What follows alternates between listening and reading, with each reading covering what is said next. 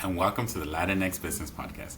I'm your host, Randy Gomez, and if you're looking to demystify the world of business through the raw, authentic stories of Latinx entrepreneurs, you've come to the right place. As someone with an MBA and an IRS enrolled agent license, I spent years helping freelancers, partnerships, and S corporations navigate the often tricky waters of the US tax law. Now, I'm bringing that expertise and passion to this community right here. So thank you for tuning in, and you know what? It's time to talk business. VR Business Sales, Mergers and Acquisitions Atlanta was founded on a commitment to deliver strategy and unparalleled value in its business sales. In its inaugural year, the firm achieved a remarkable success, scaling from inception to a multi-million-dollar business. This rapid growth was not due to chance, but a result of highly disciplined approach encompassing structured deal making, strategic target selection, efficient team building, robust risk management, and scalable systems. While they are headquartered in Atlanta, VR Business Sales, Mergers and Acquisitions proudly extends its services nationally and globally. The firm empowers business owners and buyers with the confidence of peace of mind needed to achieve their goals, aka sell their business, their baby, right? So, striving for excellence and facilitating secure transactions across a diverse range of industries and communities. And communities is very key because they structure deals not only in the US but globally as well. Please help me in welcoming Claudia Luquerna from VR Business Sales M&A. I'm very thankful to have her on the show today. Thanks. All right.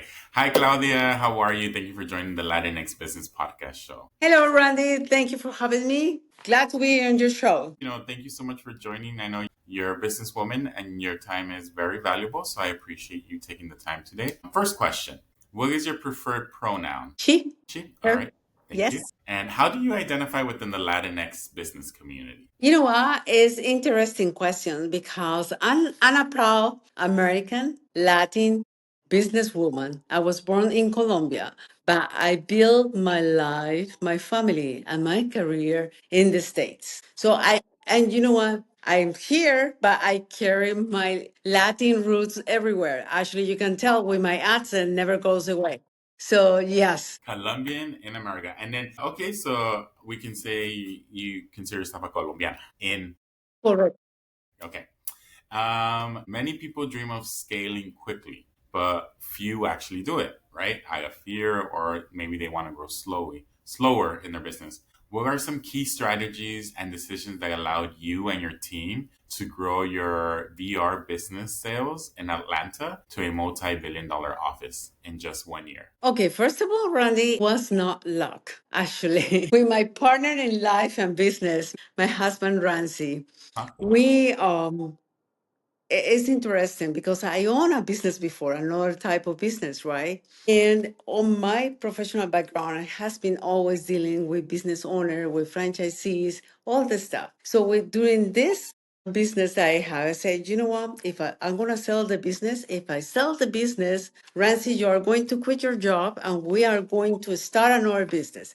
At that point, I didn't know what type of business, right? So we hired a business broker, and the business broker didn't do anything for us. I found the buyer, I went through the negotiation, and we sold our business. So that was when I found a great opportunity. Listen, this is a great opportunity because Yeah. that's our passion, that's our experience. Let's go through this path, right? And that's how it started.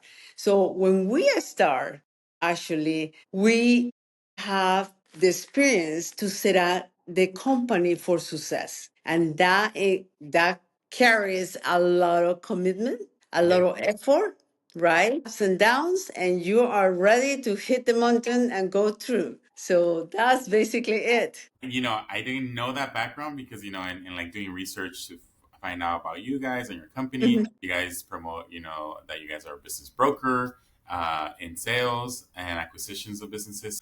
I've actually gone this year through maybe two or three of my clients either trying to sell their business or trying to buy a business. So Mhm. I've seen actually exactly what you just said. There's the broker on the other side that's representing the business, for example, that was going to be bought, but they were representing the business. So my client came in and my client was like, well, I need this stuff and I need your help, Randy. Tell me what documents to request. Tell me Right. what to review. What does this mean? And I'm reviewing all this stuff, right? So I'm like, wow. But then when it came down to him giving the price of what he was going to purchase the property, I mean, the business for, Mhm.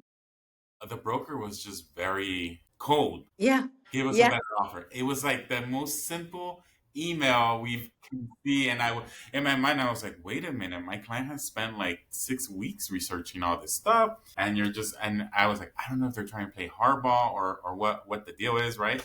So I'm kind of glad to hear that you're like, no, I can provide a better experience for somebody that's going through the system. I think the ultimate goal for many small businesses is like, yeah, you could become an independent business owner to like control your hours and and run your business, but you also want to get to that point.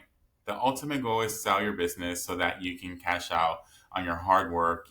Maybe you have a retirement account going, but it's not like a traditional job where like people build up 20, 30, 40 years of like Yes. And you know well, what? you It's know exactly, and it's interesting that you mentioned that because it's talking about the Latin community, Hispanic community, right? So you had the first generation that built a solid business, right? But the second generation, they don't want to deal with this business. So most of the business owners, they say, you know what?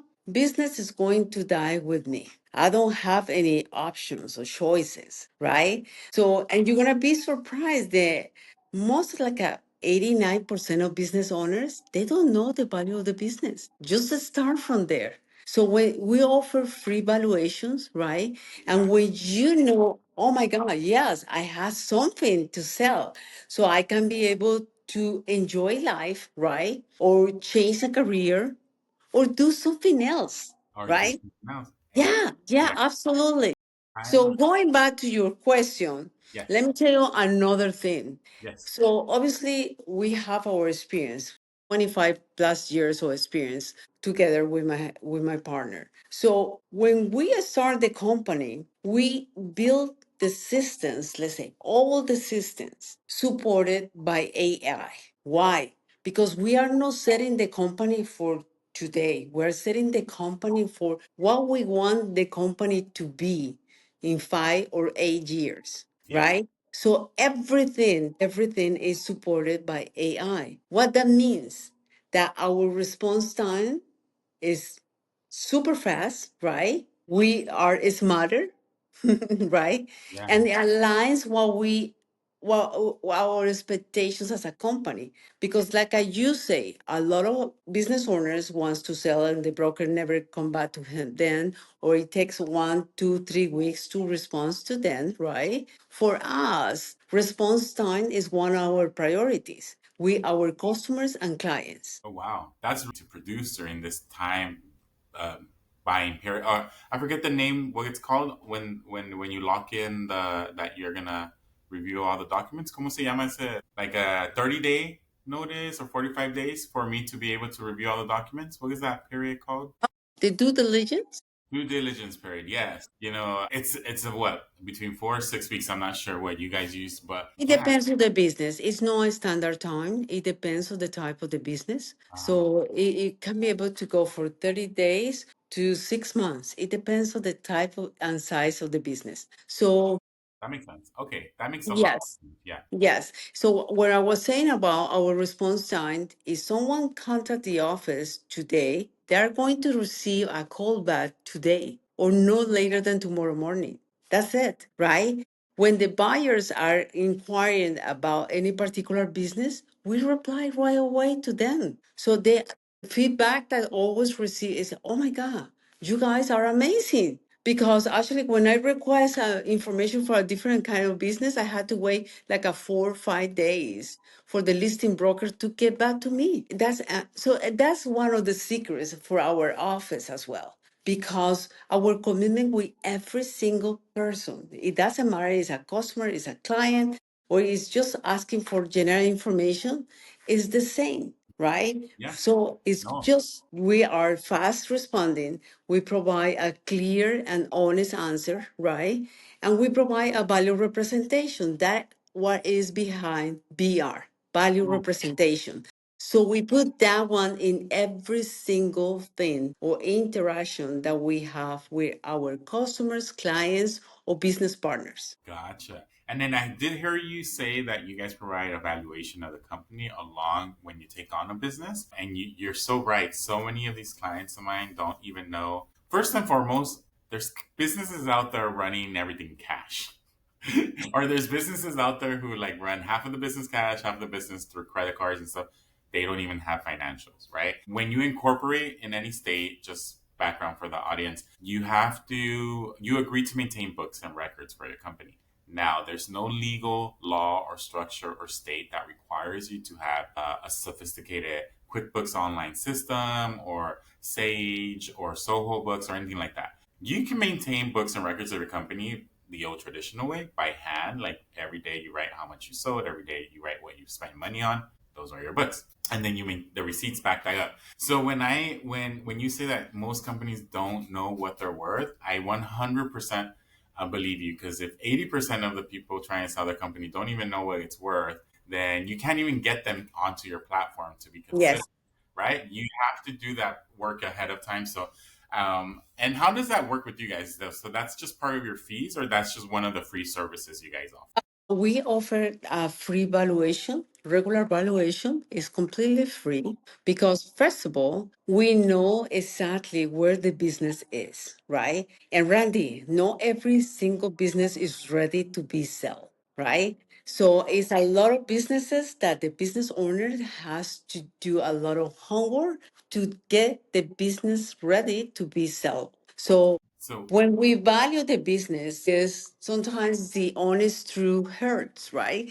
Because a lot of business owners they don't want to hear the truth. But we partner. We have a professional partners in different careers or different professions, right? So if a business needs help with the books, so we have a bookkeeping CPAs that can be able to assist them with that. We can be able to suggest two or three, and they decide what they want to do, right?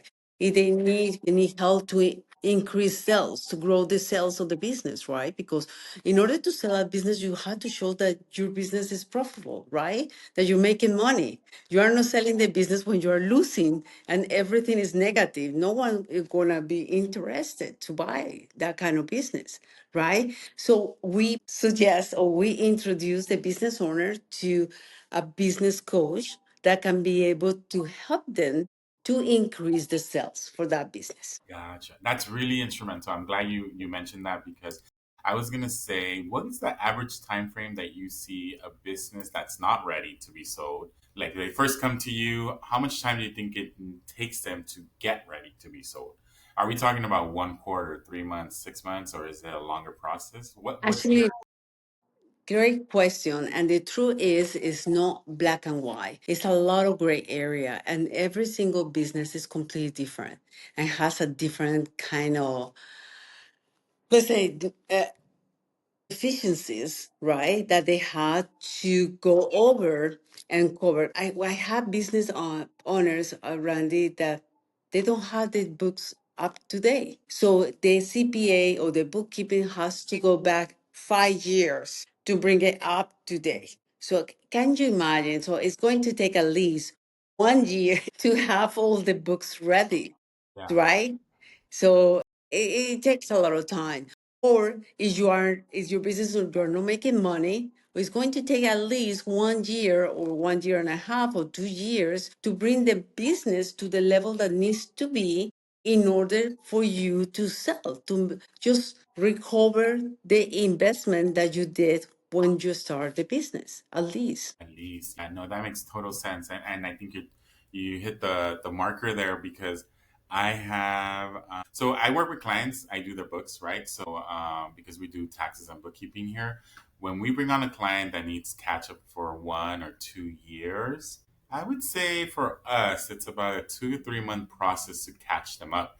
because we can quickly categorize all the transactions in less than a month, first and foremost, for like 2 years. However, what takes longer is we have to meet with the client. We have 100, 200, 300 transactions we don't know how to categorize, checks, withdrawals, wire transfers, and I'm asking them, what is this expense? Why did you sell this person? Why are you having Venmo? Like, why are you Yes, using, exactly. right? There's So so you many. know that every business is completely different. Yeah, Every business is yeah. completely different. Absolutely. Yeah, and so yeah, no, thank you for being honest about that process. There's a lot of gray area for that, but that's good too though, because someone could come to you and you guys would guide them properly. Because I think a lot of times there's a lot of like you start a business because one, either you're passionate or you want to be your own business owner, or sometimes it does get handed down to you from family, but like you said, it's just so much to consider. I like most business owners don't even know where to start or how to run Exactly. their business. Exactly.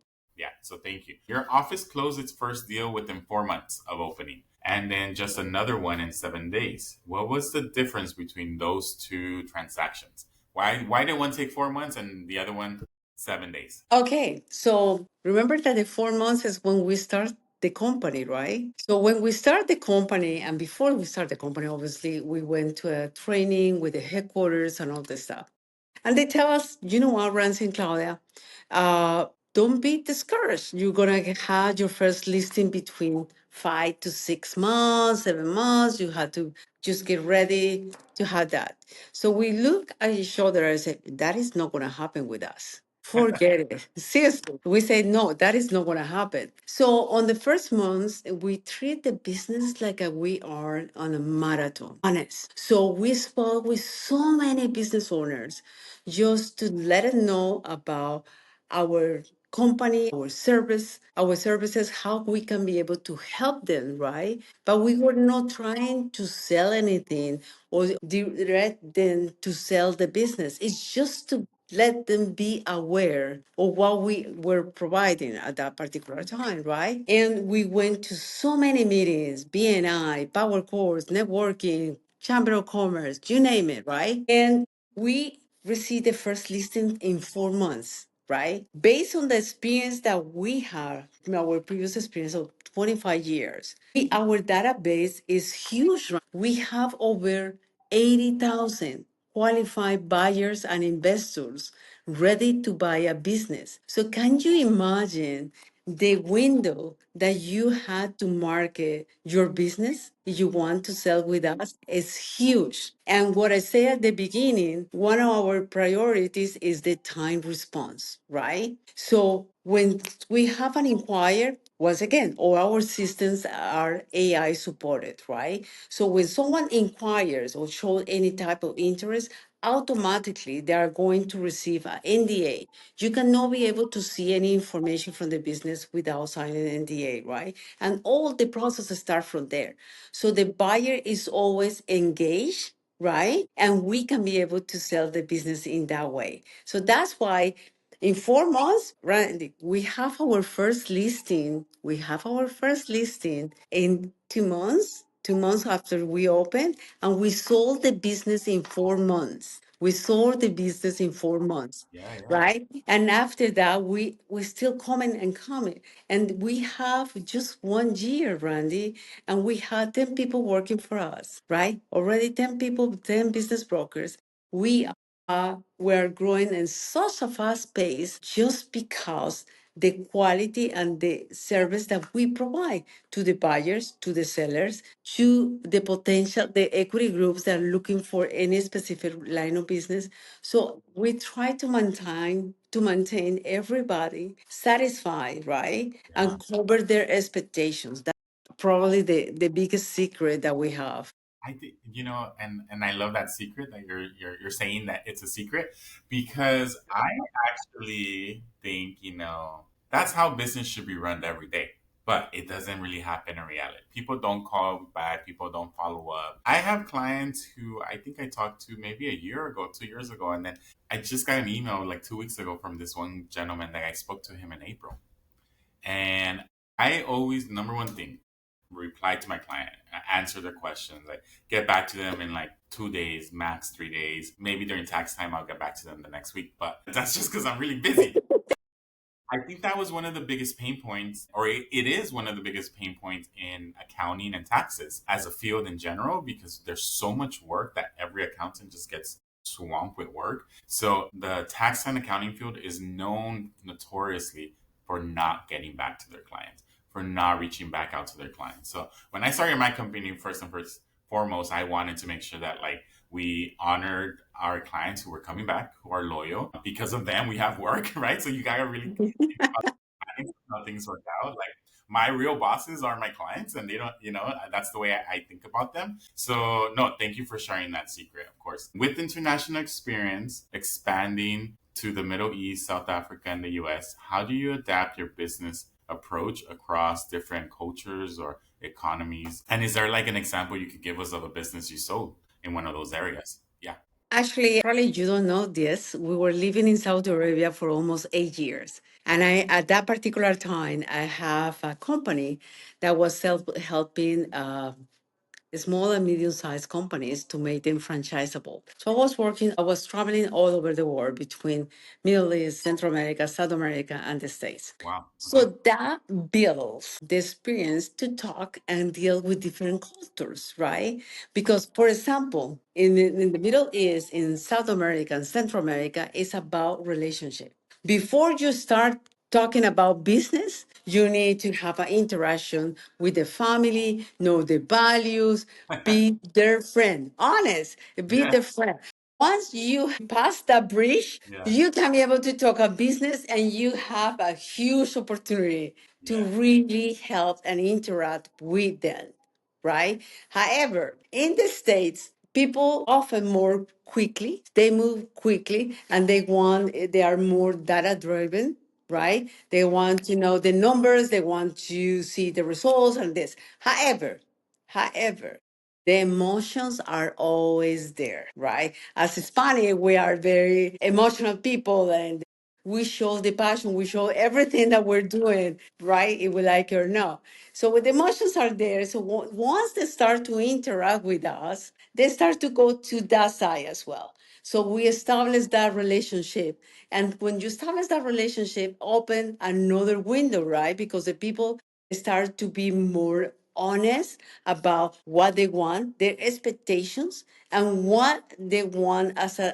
outcome of this transaction, right? So everything is clear, everything is on the table, so no surprises whatsoever. Oh my God, yeah, that just, what did that reminded me of? So I have, and you're probably on LinkedIn too. So LinkedIn, I get hit up on LinkedIn every day. Every day someone messages me. Every day someone's like, Randy, Mhm. can we do business together? Randy, can we connect? Can we set up a meeting?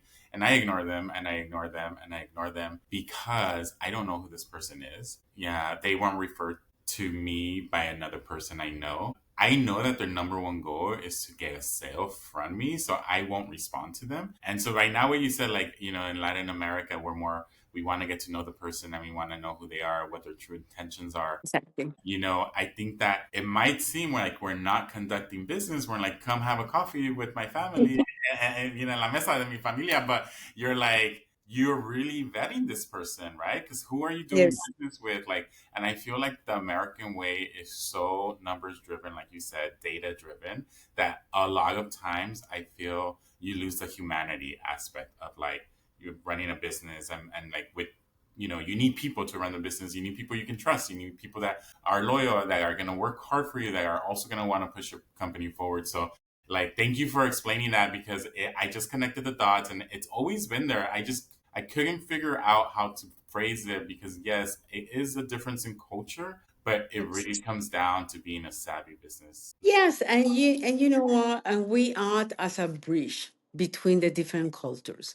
We act as a bridge between the seller and the buyer. It's about balance, right? How to find the right time to move forward in every single transaction. So everybody is completely different. Every seller is completely different. Every buyer is completely different.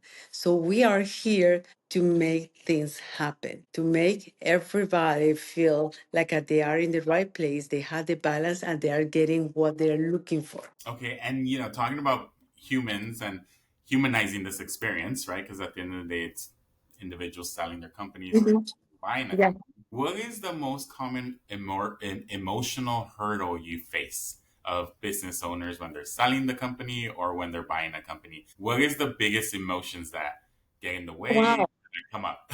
You know what? Most of the business owners are not selling just the business, right? It's their life. It's like another children because they create a business from zero, right? Oh yeah. And they start to grow that business.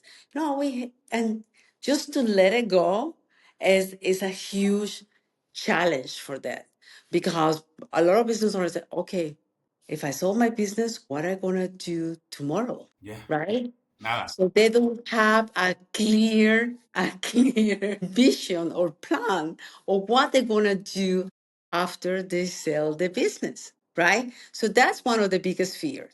The other fear is worry about their people. What is going to happen with their employees? Because they have employees that have been forever since they start the business, right? So what is going to happen? Tell me what is going to happen with my employees. So that's why it's so important to align the buyer with the seller, to find the perfect buyer for that particular business. Because it's not like not everybody qualified to buy the business. You had to have the skills to lead that business, right? So it depends on the type of the business. You need to have the right skills to align with the business. And once again, is the fear of what comes next, right? The fear like a taxes. Oh my God, how much I need to pay for taxes. Yeah, yeah, yeah. 'Cause there's That's something that, another biggest fear. So yes.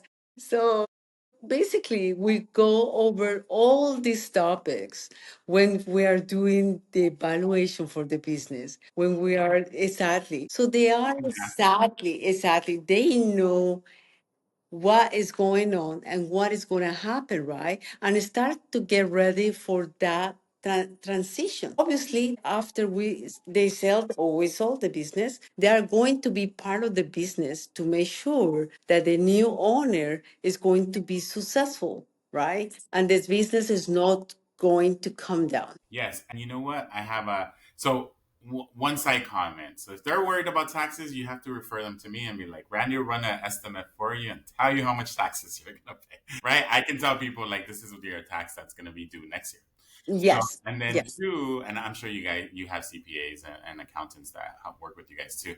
But then two, I was going to talk about when you sell one of the businesses that you're working with, do you normally aim to do a stock sale or an asset sale? Like, what is the preferred one, or how do you decide It that? depends. Once again, it's not a black and white answer. It depends on the type of the business, depends what the buyer is looking for, right? And the seller as well. So it's not like we go more like a stock sell or we go more like an asset sell. It depends. It's no. Would you say, because I'm kind of in thinking, so like, one of the companies that I was working with earlier this year, um, the seller wanted a stock sale, but the buyer wanted an asset sale. So that was like number one disconnect, right? Now, actually, for the buyer, would be better a stock sale because they don't have to pay a lot of taxes. The stock sale, yeah. What about, because like they wanted to just buy the assets of the company so they could you know how like when you buy all the assets, you could do the depreciation all over again. So that's why that client specifically was looking into that. But yeah, I mean, at the end of the day, I think that I saw like a big disconnect between the seller and the buyer, and then they were just saying, no, it has to be a stock sale no matter That's our responsibility as a business broker to, like I said before, we are the bridge between the seller and the buyer. We are in charge to keep control of the transaction at every moment, right? Every stage. And the most important part is to be absolutely honest and clear about the expectations and the processes. So it's about negotiation and what. Yeah. we can be able to be ready to close, right? And probably the seller say, oh, I want to change this. Or the buyer, oh, what about if I want to add this? So we start just to re reassess the agreement, right? To see if it is convenient for both sides, right? And that's basically it, Randy. We had to be very clear and transparent about the different Right. processes and what are the advantages for the seller, what are the advantages for the buyer, and what are probably if it's advantage for the buyer and disadvantage for the seller, it's not going to work because we have to keep the balance. Both sides needs to be at the same level, right? No one has to take an advantage of the other side because they are going to save taxes or the whatever it is, right? We had to maintain the balance between the seller and the buyer in every single stage of the process. Okay. Yes, and I wrote down some items that I talked about earlier too, and I'll circle back to them. But one of the questions in terms that or items that came up right now in terms of being compliant. So super new with the IRS. As of last year, they started IRS.gov accounts for individuals and for businesses. Well, actually, business started last year. Sorry. So it's super new, but I think now you can go online and request a good standing letter from the IRS for your business. So you just have to create a business account. So I just learned about that this summer in Chicago because I went to the IRS conference. So I kind of just want to put that out there because, I think one of the fears about buying a stock sometimes is like, are you going to be surprised in the future? Right? Like, this Exactly, because when you make a stock purchase, obviously the IRS wants to check, right? Yeah, but you know what? When everything is completely transparent, in every deal, right? We have the closing attorneys. Sometimes, most of the time, the buyer has their own attorney, the seller has their own attorney. So everything is completely clear and transparent. So they are not going to have any issues. That's a fear, but when you do everything proper, in the proper way, so you have how to show and justify why was a stock sell versus asset sell. Okay, no, I appreciate that. Yes. And then in terms of like your fee as a broker, is there a certain percentage you guys charge or how does that work out? Because, at the end of the day, you guys are in business, so you need to get paid. And I understand that. But is it fees? Is it a percentage fee, a flat fee? How does that work with brokers? How do It's you a percentage fee. Yes, it's a percentage fee. Yeah, on the sale. on the sale? Perfect. And then just so like people kind of have an idea, is there like an average industry rate or is there something that anyone should be looking out for? It's kind of average. Actually, it depends on the size of the business that can be able to be negotiable. Okay. To be honest, and I don't want to be always in the gray area, but all depends on the type of the business, the size of the business, right? Because you are not going to charge the same that a business that is 100,000 value compared with a 20 million value business. The process is completely different. Okay, so then that just depends. The fee structure depends on the size of your business and maybe like industry standard. Obviously, we have our minimum fee. We have our minimum fee. So under that percentage, we don't do it, right? So that's basically it. All right. And then it's safe to say that when you walk them through like the initial phase, you would talk to them about those fees. And Of course, absolutely. So actually, when we had the first interaction with our customer, right, we give it all the information, even a copy of our contract. Our contract doesn't have a small letter, and that was our purpose, right? Because you always have in the contract a very tiny letters that you can barely read. So you always think, okay, I just need to review this one really, really well to make sure that I'm not going to be held liable for something that I don't want to be held liable, right? So our contract is very clear, very transparent. So since day one, they know exactly the expectations. And our goal is not just to get the contract signed, Randy. Our goal is that the customer that is going to become a client be completely aware of our processes, no surprises whatsoever. So everything is on the table. awesome. Thank you so much. Yes. And see, and that also circled back to what I had thought about earlier. Like if you're working with a franchise organization or if you're working with just one small mom and pop shop, like how does that define, value, your price, how long the transaction is going to take. Like you said, it could take a couple months or it could take years, depending how big the company is, right? So I wanted to compare, for example, a small tax firm like mine versus a tax firm that has 100 employees. Employees, right? Listen, but remember that I told you before that we have a huge database or the buyers, investors, and equity groups ready to buy a business, right? So our average time to sell a business is between 4 to 6 months. So just keep in mind that for regular brokers, the market is between 8 and 12 months. So we are cutting that almost in a half Yeah. just because the huge window that we had to market your business, right? So it depends. It depends because every transaction is completely different. So right now, for example, buyers that are getting SBA financing, right? So all the transactions, if they were not approved before the government shut down, they are waiting there to submit all the paperwork. What that means in terms to buy the business, we had to wait, right? It's going to it's going to delay the closing probably another 3 months, right? Yikes. Because when they open, the government open, the SBA is going to have so many applications and everything that Oh, everything is going to slow down, right? And with SBA, you know, that is 90 days at least just to get it done. yeah. Yes. For those loans that they give out. No, yeah, and you know what? It's funny. So yeah, I'm constantly on the phone with the IRS. So yesterday, last night, before I went home, I was talking to some IRS employee, and they're like, I know you can request a penalty, but maybe you want to wait till we all come back to work. All the rest of my coworkers come back to work, and I was like, half of them. I told her, yeah, half of them are not working now. Yes, yes, that is something.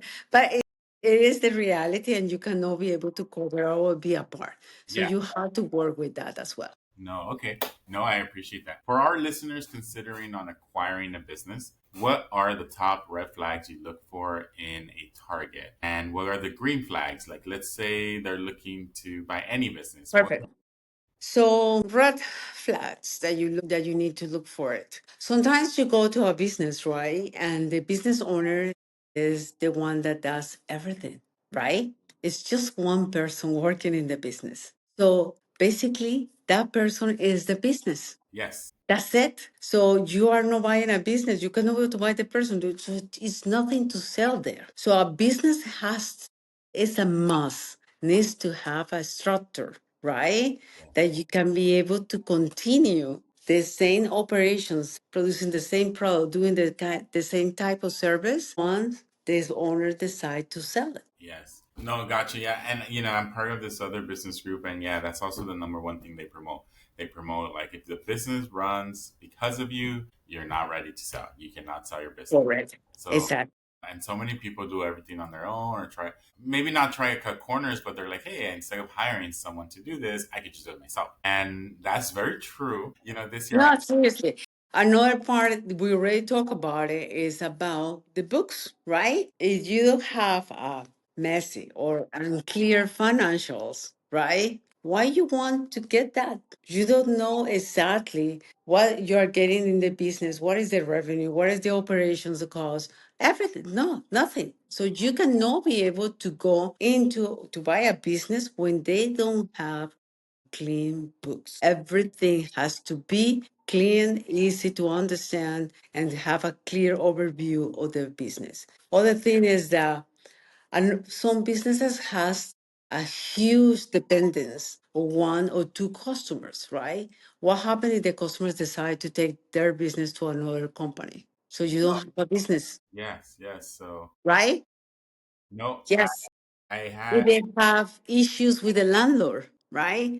You need to get that space. If they have issues with the landlord and the landlord doesn't want to renew the lease, you are not willing to move the business to another area because you are going to lose a lot of customers, oh, yeah, no. right? It's like a start from zero. It's like starting from zero. I'm glad you Yeah. bring that up too, because a lot of times, like, people don't even think about that kind of stuff, like the how much time is left on the lease, how many years have they been at the same location. Yes. So if they've been there a long time, that means the landlord's happy with them. Exactly. So yes, and you know what, Randy? I have 14% of battery left for Yes, my no. phone. I'm So glad you bring let's that up. go to the green lights. So No, the green lights, I was the gonna bring green that up lights too. is the same thing. So we'll be the opposite, right? No, So yeah, when you have a structure in the business, you have employees, you have a manager in place that you know that you can be able to rely on this person to continue with the business. When you have a clean books, right? When you have a wide mix of customers, not just one primary customer that is going to drive your business. No, it's not like that. While when you have a seller that is extremely open, realistic, right? And the story doesn't change. Because sometimes you met a business owners and every time that you talk to them, the story change. So yeah, that means that is something going on there, right? I would be scared. Exactly, exactly. So just run away. Just look for a different kind of business or come to BR. Yes.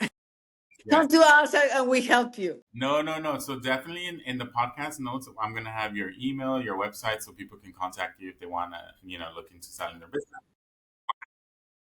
That was pretty much the last question I have for you. I do Wow, thank you for your awesome. time. If you can give maybe just two sentences of advice to young Latinas that want to start their own business, what would be your recommendation? Oh my God, that's huge. That's huge. You know what? Be yourself, right? Be confident. Be always over prepared, ready for the next question. Know the facts, know your information, right? Don't improvise because when you improvise, you start to make a mistakes, right? So it's a huge responsibility that we had to carry because we had to work double to prove ourselves that, hey, I'm here to make the difference. I'm here to, right, to step up and make everything work. And that's it. We have so much strength in ourselves, but the biggest challenge is we ourselves as well. So we had to believe that we can do it, Yes, and certainly you will do it. So just be prepared, be tough with yourself, and establish a high challenges that you need to accomplish. And once you accomplish that challenge, you're going to establish another challenge, right? Because that help you to grow. yes. Oh my God. Okay, thank you so much, Claudia. And that's great advice. I appreciate it. You know that I can't wait for this episode to air. We'll send you all the details. But again, thank you so much for your time today. No, thank you, Randy. It has been an amazing pleasure talking to you. Thank you so much for joining me on this episode. Please take a moment to subscribe, rate, and share this podcast with your network.